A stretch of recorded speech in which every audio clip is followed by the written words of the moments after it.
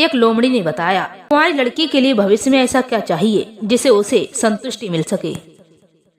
नमस्कार प्रिय दर्शक बंधुओं, आप सभी का हमारे जीवन की सच्चाई यूट्यूब चैनल में बहुत बहुत स्वागत है।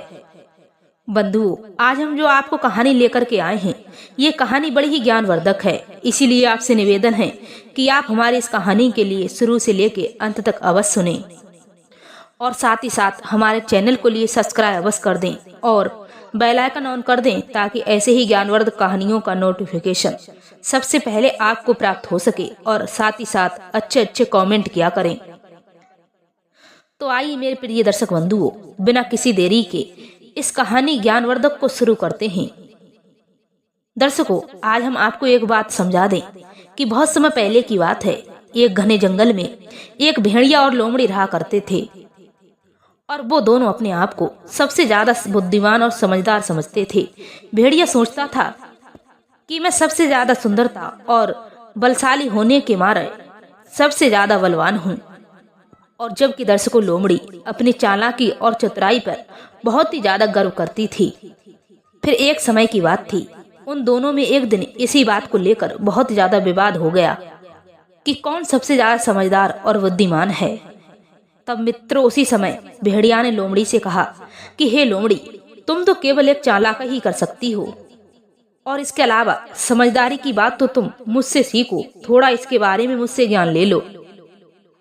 दर्शकों, फिर लोमड़ी मुस्कुराती हुई बोली कि हे भेड़िया, तुम्हारी ताकत और तेज गति तो ठीक है, लेकिन जो असली समझदारी होती है वो तो केवल बुद्धि में ही होती है। फिर इसी बात को लेकर उन दोनों में विवाद और भी ज्यादा बढ़ता चला गया। फिर अंत में एक दिन वो एक दिन इन्हीं बातों को लेकर एक जंगल में तपस्वी के पास पहुंचे, क्योंकि दर्शकों वो संत महात्मा जो थे वह पूरे जंगल में अपनी बुद्धि और महानता में बहुत ही ज्यादा प्रसन्न थे, बहुत ही ज्यादा प्रसिद्ध थे, क्योंकि सभी लोग उन्हें बहुत ही ज्यादा बुद्धिमान मानते थे। क्योंकि जो संत बाबा थे वह अपने ज्ञान और बुद्धि में बहुत ही ज्यादा उत्तम थे। तब भेड़िया ने कहा कि हे संत बाबा, आप हमारे इसी विवाद का फैसला कर सकते हैं। हम आपसे आखिर अपने इस बात का न्याय करवाना चाहते हैं कि हम दोनों में सबसे ज्यादा कौन समझदार है। तब उसी संत बाबा ने उन दोनों की बातों को बड़ा ही ध्यानपूर्वक सुना।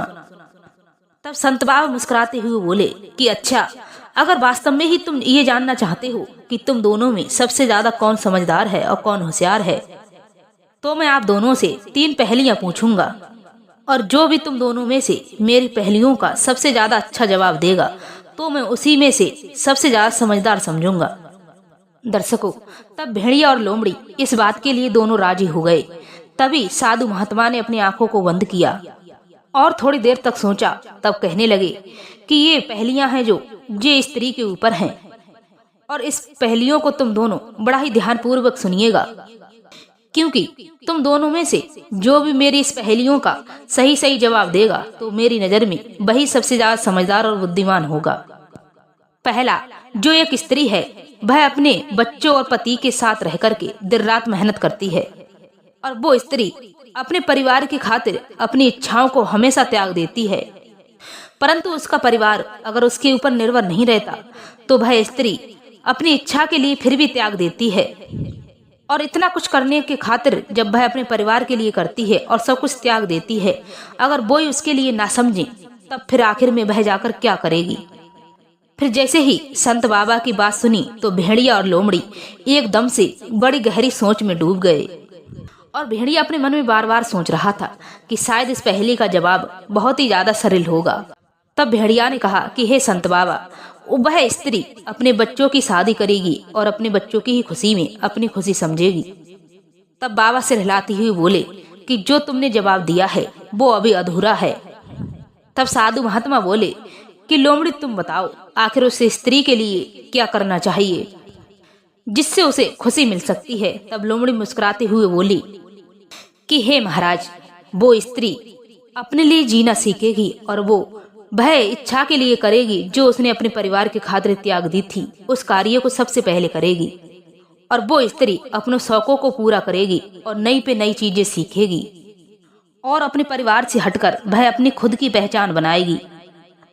तब साधु महात्मा ने सिर हिलाते हुए कहा कि ये सही बात है, क्योंकि दर्शक बंधुओं, जो एक स्त्री का त्याग होता है वो केवल अपने परिवार के ही लिए होता है, लेकिन अंत में उसे अपनी पहचान और खुद के लिए भी जीना चाहिए।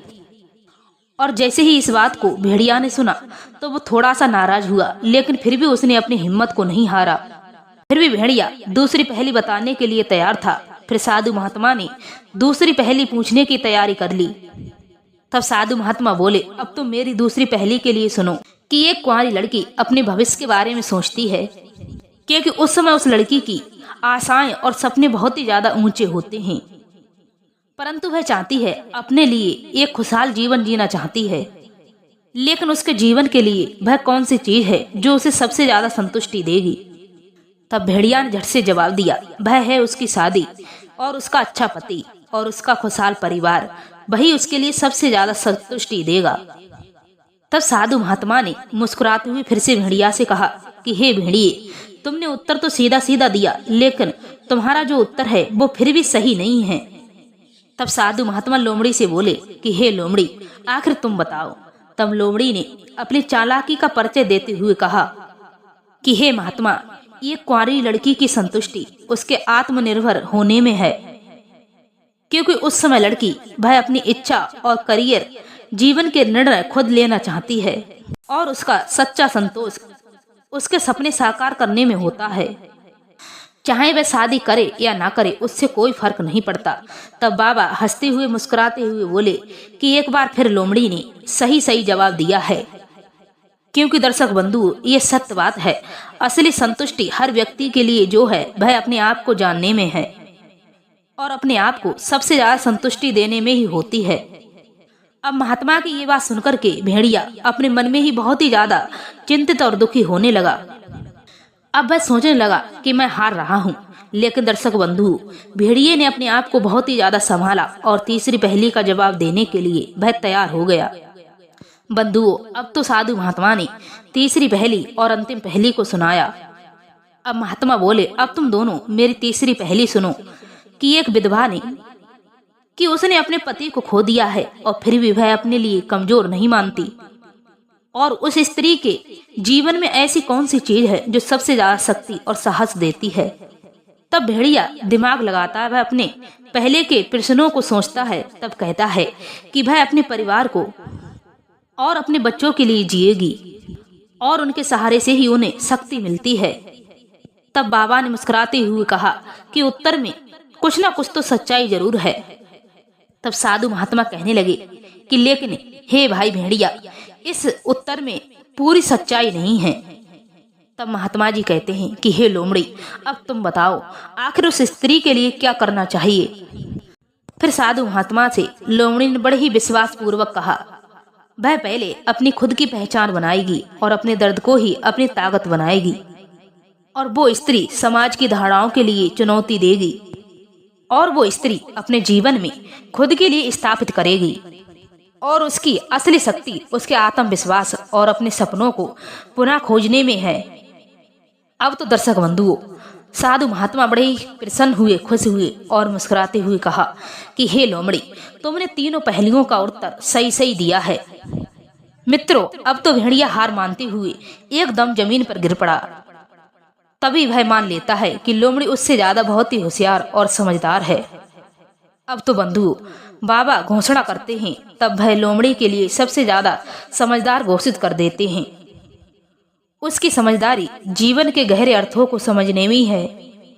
तब भेड़िया हार मानते हुए लोमड़ी से कहता है कि आज मैंने सीखा है कि समझदारी शक्ति या फिर तेजी में नहीं, बल्कि अपने जीवन को समझने में है। हे लोमड़ी, हे साधु महात्मा, अब मैं खुद को बेहतर बनाने का प्रयास करूंगा। तब लोमड़ी मुस्कुराते हुए बोली कि हे भेड़िए, समझदारी एक या दोनों को नहीं होती, ये तो बस सीखने की होती है। प्रिय मित्रों, अब उन्होंने एक दूसरे से समझा कि असली समझदारी एक दूसरे की सीख लेने में है और अपनी तेज गति को समझने में है। अब तो प्रिय मित्रों, इसी प्रकार से भेड़िया और लोमड़ी आपस में एक सच्चे और अच्छे मित्र बन गए और उन दोनों ने हमेशा एक दूसरे का साथ देने का वादा किया। दर्शक बंधु, आज की वीडियो में हमें यही शिक्षा मिलती है कि असली समझदारी हमें एक दूसरे से समझने और ज्ञान लेने में है, कि समझदारी अपना ज्ञान और अनुभवों का दायरा बढ़ाने में है, ना कि खुद को अपने आप को सबसे ऊपर समझने में। मित्रों, अगर आपको आज की कहानी हमारी पसंद आई हो तो अपनी राय हमें कमेंट में अवश्य देना, और यदि आपको हमारी वीडियो पसंद आई हो तो लाइक शेयर अवश्य करना और साथ ही चैनल को सब्सक्राइब कर देना और कमेंट में जय श्री राधे लिखना ना भूलें। मिलते हैं ऐसे ही किसी ज्ञानवर्धक कहानी के साथ में किसी अगली वीडियो में। तब तक के लिए जय श्री राधे, जय श्री कृष्णा।